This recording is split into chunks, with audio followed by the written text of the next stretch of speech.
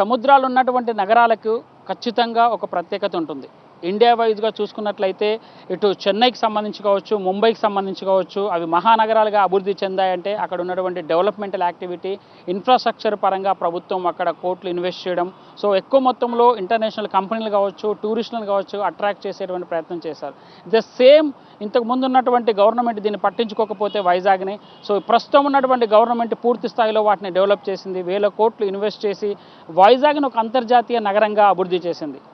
అసలు వైజాగ్లో ఎలాంటి అభివృద్ధి కార్యక్రమాలు జరిగాయో ఎంఆర్డీఏ చైర్మన్ చంద్రమౌళి గారు అన్నారు. ఆయన అడిగి మరిన్ని వివరాలు తెలుసుకునే ప్రయత్నం చేద్దాం. సార్, ఎలాంటి డెవలప్మెంటల్ యాక్టివిటీ కొనసాగిందండి? మనం చూస్తున్నాం. సో ముంబై అనేది సీషోర్ ఉండడం వల్ల ఎంత డెవలప్ అయిందో, ఎన్ని పెట్టుబడులు వచ్చాయో, ఎన్ని కంపెనీలు వచ్చాయి, ఎంతమందికి ఉపాధి కలుగుతుందో అని. ఇంకోవైపు చూసుకుంటే చెన్నై కూడా వాళ్ళు బీచ్ కారిడార్ ఉన్నటువంటి ప్రాంతం ఐటీ పరంగా అభివృద్ధి చెందింది. ఇటు ఎగుమతులు, ఇంపోర్ట్స్, ఎక్స్పోర్ట్స్కి సంబంధించి కూడా సముద్ర తీరం బాగా ఉపయోగపడింది, బాగా డెవలప్ అయింది. వైజాగ్ను చాలా సంవత్సరాలుగా దీన్ని పట్టించుకోలేదు. ఒకప్పుడు ఉన్నటువంటి వాళ్ళంతా కూడా హైదరాబాద్ హైటెక్ సిటీ అంటూ అక్కడే ఇన్వెస్ట్ చేయడము, అక్కడ దీన్ని వదిలేశారు. మీరు వచ్చిన తర్వాత ఎట్లాంటి డెవలప్మెంటల్ యాక్టివిటీ కొనసాగింది, ఎట్లాంటి అభివృద్ధి కార్యక్రమాలు చేశారంట? విఎంఆర్డిఏ విశాఖపట్నం పరిసర ప్రాంతాలని డెవలప్ చేసే యోచనలో ఇంతకుముందు ఉన్న ఉడాని ఇప్పుడు విఎంఆర్డిఏగా చేస్తూ ఈ 3 జిల్లాల పరిధిని పెంచడం అయింది. ఈరోజు ఈ సీహార్స్ మ్యూజియం కానీ, లేకపోతే సబ్మెరైన్ కానీ, ఇలాంటి రకరకాల ఉడా పార్కు, లేకపోతే సెంట్రల్ పార్కు. అది మొన్న సెంట్రల్ పార్కులో మేము గ్లో పార్క్ అని ఒక నేషనల్ డిజైన్ కూడా తెచ్చిపెట్టాం. ఆ పార్క్ కూడా మొన్న ఓపెన్ చేయడం జరిగింది. అలాగే మా చుట్టుపక్కల ప్రాంతాలైన సబ్బవరం కానీ, మాడుగుల కానీ, వీటిలో కూడా మేము పార్కులు డెవలప్ చేయడానికి కూడా మొన్న శంకుస్థాపనలు కూడా చేసి వర్క్ పూర్తి చేయడం జరుగుతుంది. ఈరోజు పెద్ద పెద్ద మల్టీ లెవెల్ సంస్థలు కానీ అన్నీ ఇంటర్నేషనల్గా వస్తున్నాయంటే మేము రోడ్లు కానీ పార్కులు కానీ అభివృద్ధి పరిచి వాళ్ళకి కావలసిన ఇన్ఫ్రాస్ట్రక్చర్ని మేము వాళ్ళకి ఇస్తూ ఈ సిటీని డెవలప్ చేయడంలో విఎంఆర్డిఏ ప్రత్యేక పాత్ర పోషిస్తుంది. సార్, ఇప్పుడు మనం ఇంతకుముందు ఒక ఆర్కే బీచ్కి సంబంధించినటువంటి రోడ్లే కొంచెం వైడ్గా ఉండేవి, ఇది ఒకటే బీచా అన్నట్టు ఉండేది. ఇప్పుడు చూస్తే ఇక్కడ నుంచి మొదలుకుంటే భీమిలి వరకు ఆల్మోస్ట్ కొన్ని కిలోమీటర్ల మేర పూర్తిగా వ్యూ పాయింట్లు కానీ, పార్కులు కానీ, లైటింగ్ సిస్టమ్ కానీ ఇంటర్నేషనల్ లెవెల్, అంటే సాయంత్రం వస్తే మనం ఎక్కడున్నాం, అసలు వైజాగ్లో ఉన్నామా, ఇంటర్నేషనల్ సిటీలో ఉన్నామన్నటువంటి ఒక అద్భుతమైనటువంటి దృశ్యాలు మనం చూపిస్తున్నారు. ఇదంతా కూడా ఎంత చొరవతో తీసుకున్నారు, ఎలాంటి క్రియేషన్ జరిగిందండి? ఈరోజు జగన్మోహన్ రెడ్డి గారి ప్రభుత్వం వచ్చాక టూరిజంని విశాఖపట్నం డెవలప్ చేయాలనే ఉద్దేశంతో బయట పాశ్చాత్య దేశాల్లో ఉండే విధంగా పార్కులు డెవలప్ చేసి ఇప్పుడు గోవా వెళ్తే ఒక 7-8 బీచ్లు కంటిన్యూగా కనిపిస్తాయి.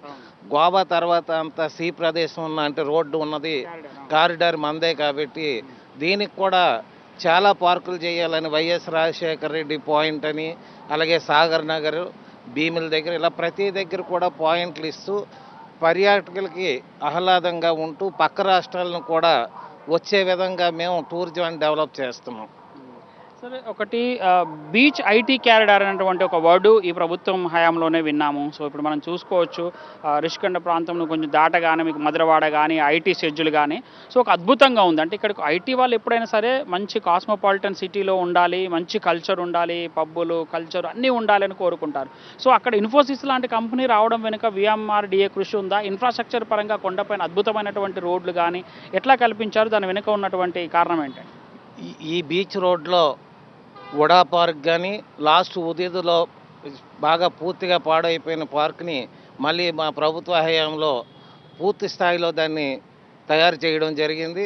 అలాగే రోడ్లు కూడా వైడనింగ్ చేసి ఉన్నాం. ప్రతిదీ కూడా ఐటీ హబ్కి అనుసంధానం చేస్తూ ఐటీని డెవలప్ చేయాలనే ఉద్దేశం. అలాగే రాజధాని కూడా ఇక్కడికి వచ్చి దీంట్లో మేము ప్రత్యేక చర్యలు జగన్మోహన్ రెడ్డి గారు తీసుకోవడం వల్ల మేము విఎంఆర్డిఏ ద్వారా చాలా పనులు చేస్తూ మేము విశాఖ సిటీ డెవలప్మెంట్కి మేము సర్వదా కూడా డెవలప్ చేసే ఉద్దేశంలో ఉన్నాం.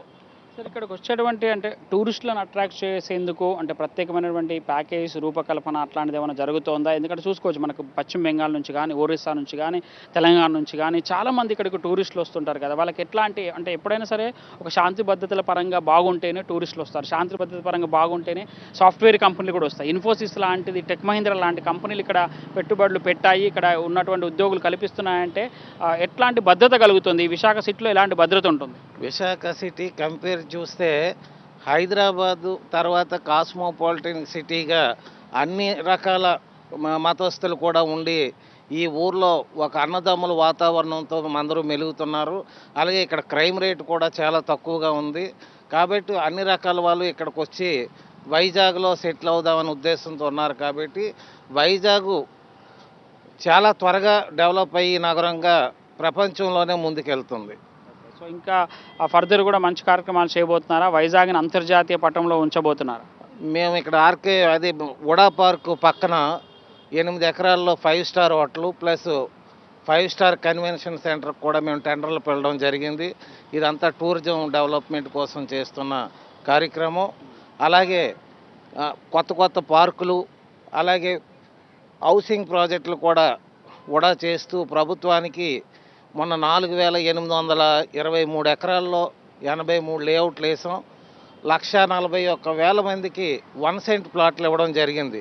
ఇదంతా జగన్మోహన్ రెడ్డి గారు పేద ప్రజలకు ఇల్లులు ఇవ్వాలనే స్థలాలు ఇవ్వాలనే ఉద్దేశంతో చేసి కార్యక్రమంలో మేము భాగస్తులై ఈ పని చేసి వైజాగ్ డెవలప్మెంట్కి మా విఎంఆర్డీఏ తరఫున మేము వినూత్న కార్యక్రమాలు చేపడుతున్నాం. Thank you sir. సో చూస్తున్నాం అంటే వైజాగ్ని ప్రపంచ పటంలో పెట్టే విధంగా సో ఇప్పుడున్నటువంటి ప్రభుత్వం పూర్తి స్థాయిలో డెవలప్మెంటల్ యాక్టివిటీని కొనసాగించింది. డబ్బులకు కొదవలేదు, ఎంతైనా ఇన్వెస్ట్ చేసేందుకు రెడీగా ఉంటామనేటువంటి భరోసాని విఎంఆర్డీఏకి కల్పించింది. అదేవిధంగా ఫండ్స్ను కూడా వాళ్ళకి అలొకేట్ చేయడం జరిగింది. సో ఆ భాగమే అందులో భాగమే ఇప్పుడు మనం చూస్తున్నటువంటి హెరియర్ మ్యూజియం కానీ ఇప్పుడు ఉన్నటువంటి ఇక్కడ ఉన్నటువంటి బీచ్ క్యారిడార్ అంతా కూడా. వీడియో జర్నలిస్ట్ నాగరాజ్తో రాజ్ కుమార్, సాక్షి టీవీ, ఆర్కే బీచ్ నుంచి. మా నమ్మకం నువ్వే జగన్, మా నమ్మకం నువ్వే జగన్, మా నమ్మకం నువ్వే జగన్.